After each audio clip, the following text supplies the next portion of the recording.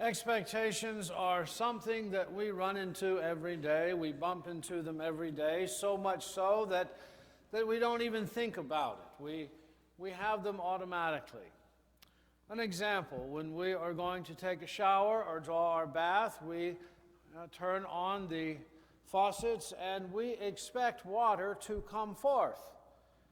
And when it doesn't come out, we say, "Are you kidding me? What's going on here?" And then we begin to try to check to find out what's the problem. We go to the sink. What's going on? Why don't we have water? Or the water comes out and we find out that there's no warm water, no hot water. We say, "Are you kidding me?" We didn't expect at all for the water heater to go out. We're driving to church. We have all sorts of expectations. Don't even think about it. You expected this morning, as you will later on this afternoon, that when you leave, all 4 of your tires will be aired properly, and that when you put your key in the ignition and turn it to the right, or press the button, or whatever we do these days to start our cars, it will start. And when they don't, we say, "Are you kidding me?" We expected it to start. We run into expectations all of the time, and we don't even think about it. "How's your new job?" We say, "Well, it's going all right." "Well, what's the matter?" "Well, it's not what I expected." "How's the relationship?" "Well, not too good." "Really? What happened?" "Well, I don't know, just not what I expected." You know, I like movies, especially dramas that have that plot, that twist that you didn't expect. And that's what makes really a funny joke to me, is this punchline that just comes out of nowhere. You just didn't see it coming. It's not what I expected. Collisions in relationships happen every day because of expectations. One expects to go home and absolutely chill out for the rest of the evening. It's been a very long day and can just have visions of slippers and lazy boys dancing in our heads. And the other expects as soon as you get home, we've got things to do, we have things to do. That's when the warm front and the cold front come together. We know what happens when that takes place. It's that storm that erupts, that happens because of different expectations. The Bible is full of them. The Bible stories are full of people encountering and experiencing God in unexpected ways. Bushes burn, water comes out of a rock, not a faucet, but a rock. And throughout Scripture, we see how God chooses ordinary, unqualified people through whom to do miracles. We have the ineloquent Moses. We have the youngest child, David, not the oldest child, the youngest child, David. And we have this pattern of this barren older woman who God comes to and says, "You're going to have a child." Well, the first time that happened, it was rather unexpected. And then we kind of got used to that template of how God works in the midst of the older and the barren. But then, are you kidding me? Something else takes place. It's a young child herself. It's a girl. It's an unwed mother who has a baby. It's not what we expected. And again, we say, are you kidding me? Really? The same about Jesus. Jesus was himself the unexpected. Everything about Jesus' life stood in stark contrast to the worldly priorities and values. He arrived on the scene not in strength, but in weakness. He was born a Palestinian Jew into a community of marginalized, oppressed people, spending his early years as a refugee in Africa, excluding or eluding political genocide. His formative years were spent in a nondescript village as a member of an ordinary working-class family. As a man, he lived in tension with the organized religious systems. He resisted in in the world's obsession with wealth and power and pleasure and recognition. He identified with the weak and the powerless, the widow and the orphan. He did not condemn, but defended the sinner. And he came from a socioeconomic class that was poor. And even his own people rejected him. Are you kidding me? That's not what we expected from a Messiah, from the Son of God, from Emmanuel, God with us. He came from Nazareth, which was an insignificant village off the beaten path, an isolated community that would not have exposed Jesus to all the cultures of the world, the education, the religious experiences, and other social cultures. And this is why people question the possibility of Jesus' messianic office. He can't be the Messiah. People said, "Are you kidding me? What good can come out of Nazareth?" Jesus was in no way glorious and glamorous looking, and he probably looked pretty well worn for his relative young age. He was not at all what people expected. Now, all of this to preface one question this morning: what are you expecting this Advent season? What are your expectations? Are you expecting, remember that question, that used to mean something else. You couldn't say pregnant for some reason in mixed company. And so we came up with all sorts of things. With child, are you expecting? Or the announcement would be made, we're expecting. What are you expecting this holiday season, this Advent season? What are your expectations? You have them. You can't help it. You have them when you turn on the tap water every day. What are they? Well, I can tell you some, probably. Most I think, will say we expect to be stressed. Yes, we expect to be stressed this holiday season. We expect to be absolutely worn down at the end. We expect to gain weight, and we expect to spend way too much money. That's what we expect. And guess what? We're not going to be disappointed. By golly, no. Because we're going to do all these things. Many of us, we're going to do every single thing we expect, and we're not going to be disappointed until the season is over. And we realize we missed it again. Changing holidays quickly. And once again, we'll feel like Linus leaving the great pumpkin patch, knowing I missed it again. If that's what we're expecting this holiday season, we won't be disappointed. But the question is, what does all of this, what does the stress and being worn down and the weight gain and the shrinking bank account and the expanding waistline, what does any of that have to do with Emmanuel? What does any of that have to do with good news, with God's good news seen and heard in the life and teachings of Jesus? Where is the good news in our expectations of this season? Oh, I know, we say, but we can't help it. Isn't that what we've been taught? Isn't that what we've come to understand? But we can't do anything about it. It's just the way it is that we say. It's as if we are on this Christmas wheel, this Christmas merry-go-round, round and round, going round and around so fast, we can't get off.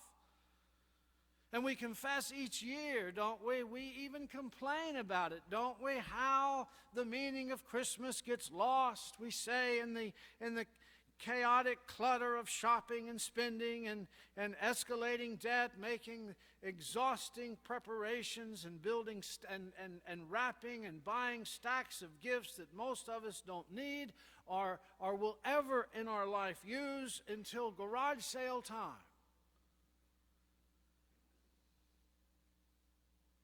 But we keep doing it. And we anticipate the day, don't we? We will. We anticipate the day when it's over. Can't wait for it to get over.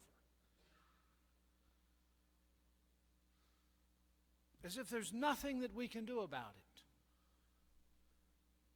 But there is. We can. You know, we seem to agree that the purpose of the season is not to give and receive all that we do. The purpose of the season is not to have more stuff that will collect dust. The meaning of Christmas, we say we know that it's much more. But are we willing to wait for it? Are we willing to go after it? Are we willing to do what it takes in order to receive it? You know, several years ago, and I still see them from time to time, these little magnets that are on the back of cars or whatever. It's keep Christ in Christmas. That's a strong word. I hate to tell you that that's not a religious statement, or at least that's not why it was started that way. It doesn't have anything in the beginning to do with one's religious faith or one's concern that is anybody here in this church right now feeling as if we're not having Christ in Christmas? It seems like it's oozing everywhere. That was a political statement that basically talks about keeping Christian privilege. But you know, if that slogan hangs around long enough, and it probably will, it can very easily be adapted into the Christian community. And that can be a mantra for us, to intentionally keep Christ in Christmas. We who are followers of Jesus intentionally keep Christ in Christmas.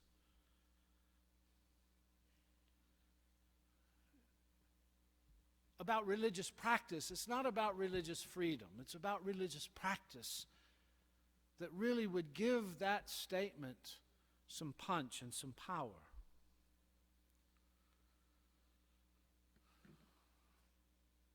This theme for Advent is coming out of a book. I invite you to get it and read it. It's a good little book. It's written by a Methodist minister by the name of Mike Slaughter. Kent Fish put me in place with this book several years ago, and I've just gotten to read it. Thank you, Dr. Fish. The title of the book is very intriguing. It says, Christmas is not your birthday. Isn't that a wonderful title? Christmas is not your birthday. Newsflash! Christmas is not about you in that sense. It's not about me in that sense. Christmas is not about your birthday. It's not your birthday. The title of the book, complete title, is Christmas is Not Your Birthday. Experience the joy of living and giving like Jesus. I'd like to read for you a portion of a story that he tells in his book. He said, I received this email from a young person that I met when I was speaking at a conference in Kansas City. Here's the email. My birthday is December the 26th, the day after Christmas. I've been a lifelong Christian, and I look forward to the candlelight Christmas Eve service every year. But many times I think Christmas bleeds into my birthday, and I forget that the gifts I get on December the 25th are coming to me for a profoundly different reason than the gifts I get the next day. So that year, for my 20th birthday, instead of asking for another electronic gadget, I asked my family to help me buy a cow for Heifer International. My mother bought me a child's wooden puzzle in the shape of a cow, and on Christmas morning, I opened up each piece individually with a message. With a message written on the back from a family member or friend who had donated money to help me towards my goal. It was one of my best Christmas ever. And I was touched that my family and friends, many who are atheists, had helped me bring the world one cow closer to the fulfillment of the kingdom of God. This year, he says, I plan to take however much money I spend on gifts of others, and I think this is a wonderful statement. He says, this year, I plan to take however much money I spend on gifts for others and give a matching amount to charity. Water, which digs wells to give clean water to people in underdeveloped countries. For the first 19 years of my life, he writes, Christmas and my birthday were muddled together. And while I knew in my head that they were not the same thing, I somehow acted as though December the 25th and 26th were one day and day two of my personal gift-giving extravaganza. I know in my heart that Christmas and my birthday just happen to be right next to each other on the calendar, but that is all they have in common. Wow. I love that phrase, one cow closer to the kingdom of God. Perhaps this is the answer. Perhaps this is the answer to the seasonal challenge. That we not get caught up in the trap of either or thinking,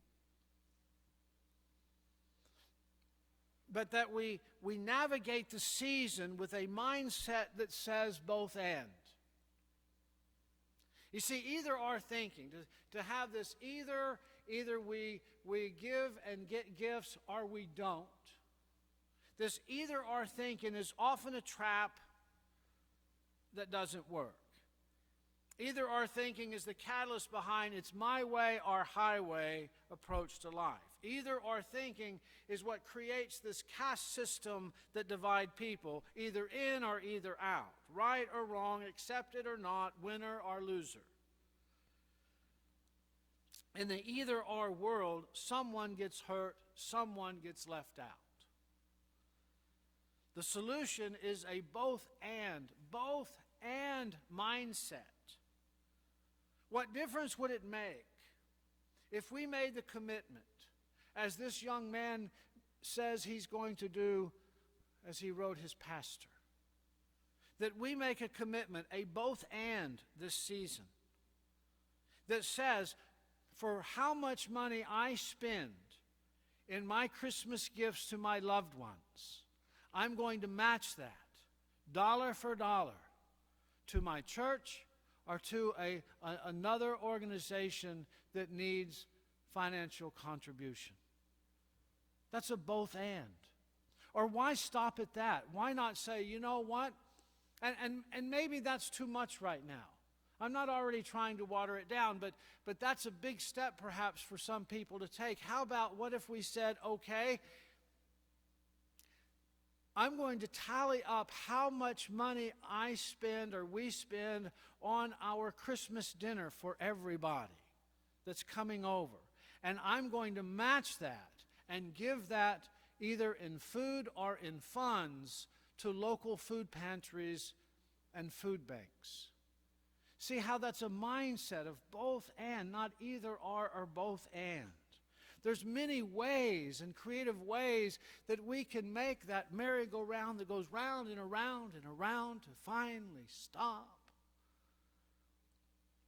Because we're the ones that continue to propel it. We have the choice to get off of it anytime we want and to say, no, no, no. I refuse to continue to participate in the way that consumerism is driving my Lord's birthday. I refuse anymore to allow commercialism and what I see on TV to try to create this atmosphere of perfection that doesn't exist when the world that I know and the world that my Lord was born into wasn't born into that world of perfection that we see. Every kiss begins with K.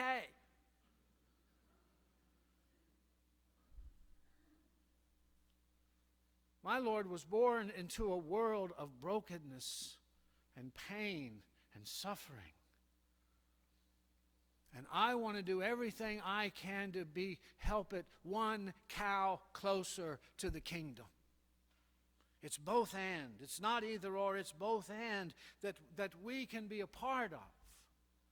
That we can embrace each other with a sense of giving of self.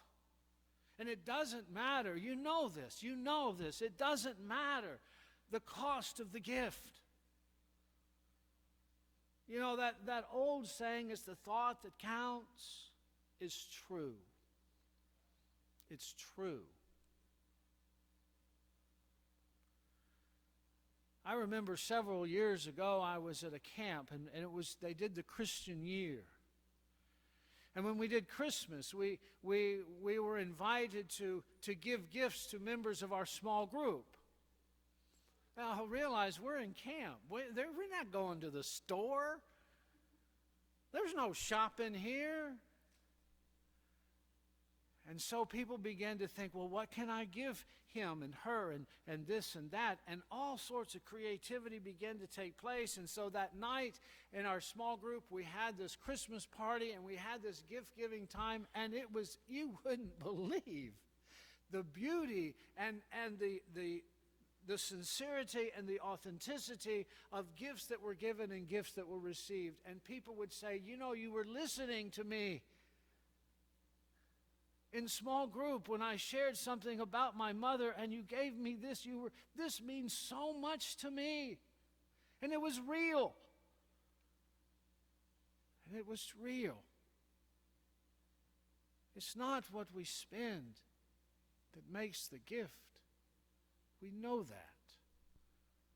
So why do we keep doing it? I don't know. Partly it's because it's expected. There's that word. There's that word. People expect it of us, and we expect it from us. But why? It's a question to ask this season. What are we expecting?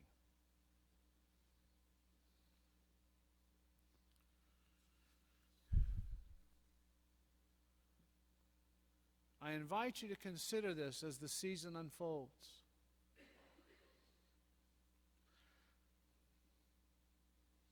Because you are the one in your life, the only one in your life, that can say, I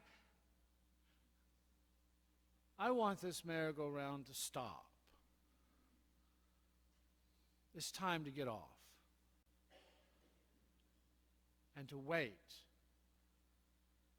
Because I expect God is going to be doing something within me this year, this time in my life.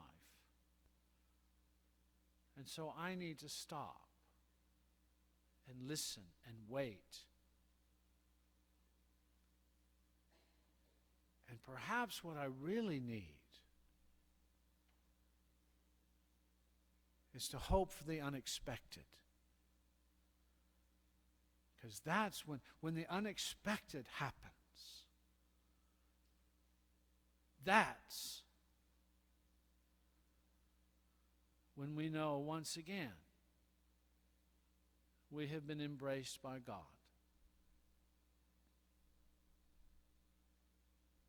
Amen.